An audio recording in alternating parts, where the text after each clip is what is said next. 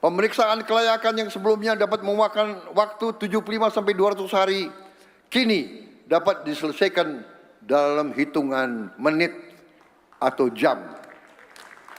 Rakyat yang tidak mampu tidak boleh bayar untuk membuktikan bahwa ia tidak mampu. Rakyat juga tidak boleh berkali-kali menyerahkan data yang sebenarnya sudah dimiliki oleh negara.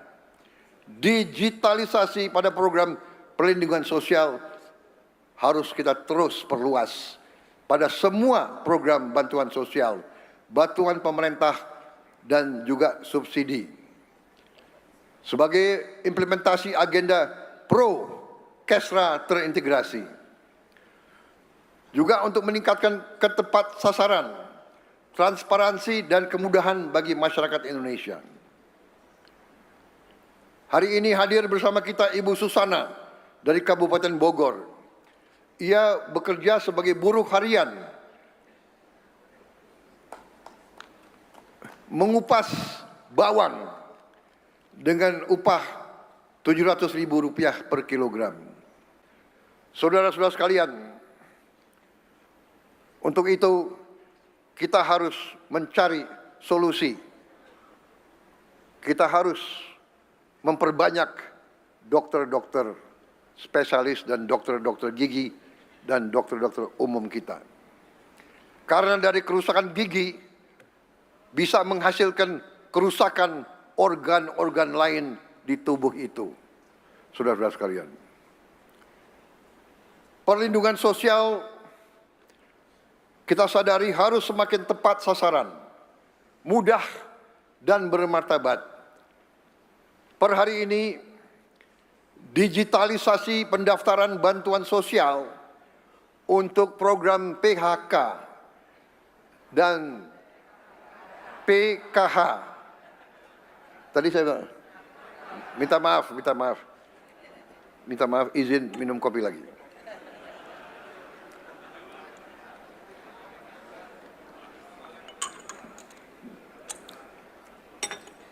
PKH.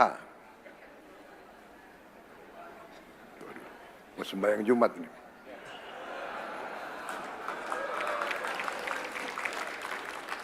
PKS udah ngelirik-ngelirik. Sebentar enggak? Selesai. 7 menit.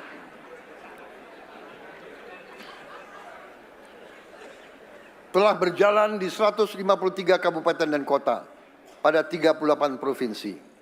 Lebih dari 3 juta keluarga telah terdaftar menuju target 49 juta keluarga pendaftar atau lebih dari 50% keluarga Indonesia pada saat implementasi nasional. Sebelumnya, keluarga tidak mampu harus mengeluarkan Rp150.000 untuk perjalanan, dokumen, fotokopi, dan waktu kerja yang hilang. Sekarang pendaftaran dapat dilakukan tanpa biaya, gratis.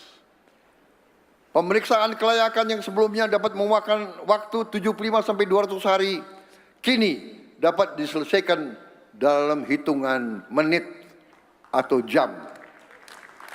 Rakyat yang tidak mampu tidak boleh bayar untuk membuktikan bahwa ia tidak mampu. Rakyat juga tidak boleh berkali-kali menyerahkan data yang sebenarnya sudah dimiliki oleh negara. Digitalisasi pada program perlindungan sosial harus kita terus perluas pada semua program bantuan sosial, bantuan pemerintah dan juga subsidi. Sebagai implementasi agenda pro Kesra terintegrasi. Juga untuk meningkatkan ketepat sasaran, transparansi dan kemudahan bagi masyarakat Indonesia. Hari ini hadir bersama kita Ibu Susana dari Kabupaten Bogor. Ia bekerja sebagai buruh harian, mengupas bawang dengan upah Rp700.000 per kilogram. Program Keluarga Harapan dan program sembako membantu menjaga pendidikan anak-anaknya. Hadir pula Ibu Margarelita Roy dari Kupang, Nusa Tenggara Timur. Sejak kecil ia hidup dalam kesulitan dan tidak pernah mengenyam pendidikan.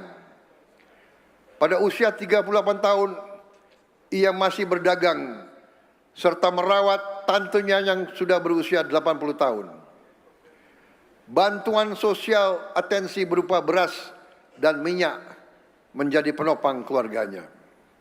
Negara hadir bukan untuk menggantikan kerja keras rakyat.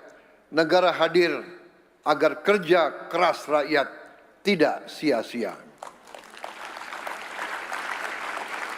Saudara-saudara sekalian, sebagaimana tadi disinggung oleh Ketua DPD RI, dan sebagaimana berkali-kali saya sampaikan, bahwa pembangunan adalah sebuah long march, suatu perjuangan panjang.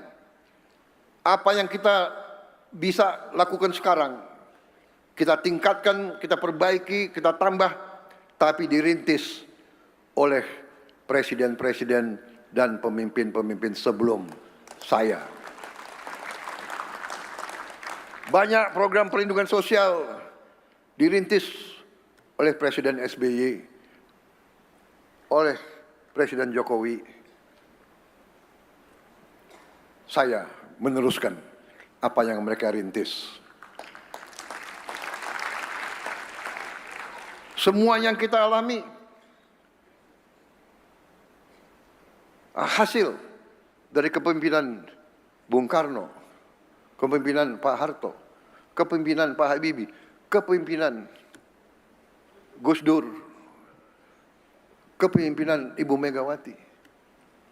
Sekarang kita teruskan.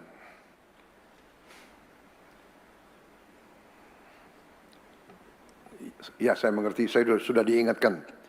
Saat ini 11.40, azan Jumatan 12.00. Sebentar lagi. Rumah bukan sekedar bangunan. Rumah adalah tempat keluarga berlindung, tempat anak belajar dan keluarga bertumbuh. Tahun 2026 sampai 30 Juni, pemerintah telah menyalurkan bantuan stimulan perumahan swadaya, bantuan renovasi rumah bagi 83.907 rumah. Ini masih jauh dari sasaran kita. Kita harus bekerja keras untuk tambah. Juga kita telah bantu pembelian rumah murah dengan program FLPP dan sekarang sudah menjangkau hampir 100.000 rumah.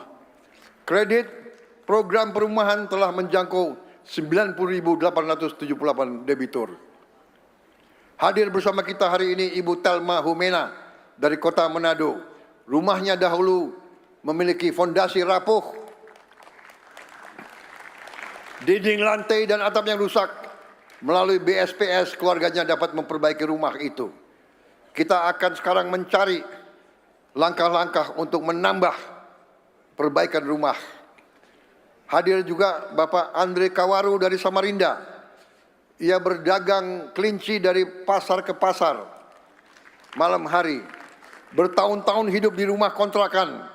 Melalui KPR subsidi FLPP, Pak Andre kini memiliki rumah sendiri. Bagi keluarga Pak Andre dan jutaan rakyat Indonesia, rumah bukan sekedar aset. Rumah adalah ketenangan, martabat, dan masa depan. Saudara-saudara sekalian, 81 tahun yang lalu, para pendiri mewariskan kepada kita sebuah republik. Republik ini tidak didirikan agar negara sekedar ada. Republik ini didirikan agar rakyat tidak akan pernah merasa sendiri. Agar rakyat merasa pemerintah ada di sampingnya. Tugas kita bukan sekedar menjaga republik itu tetap berdiri. Tugas kita adalah memastikan republik ini berhasil sebagai bangsa.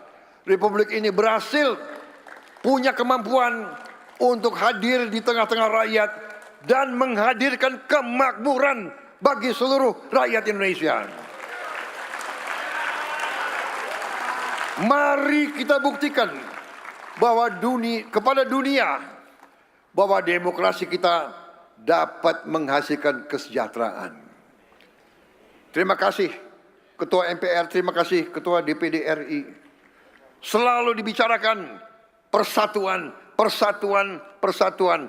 Dari Bung Karno selalu bermimpi persatuan Indonesia. Kita berbeda. Dari dasinya aja kita lihat kita berbeda. Tapi satu, cinta merah putih. Dirgahayu Republik Indonesia ke-81. Semoga Tuhan Maha Besar melindungi bangsa Indonesia menghadapi masa-masa yang sulit dengan optimis, dengan gembira, dengan keberanian. Merdeka! Merdeka! Merdeka! Wassalamualaikum warahmatullahi wabarakatuh. Salam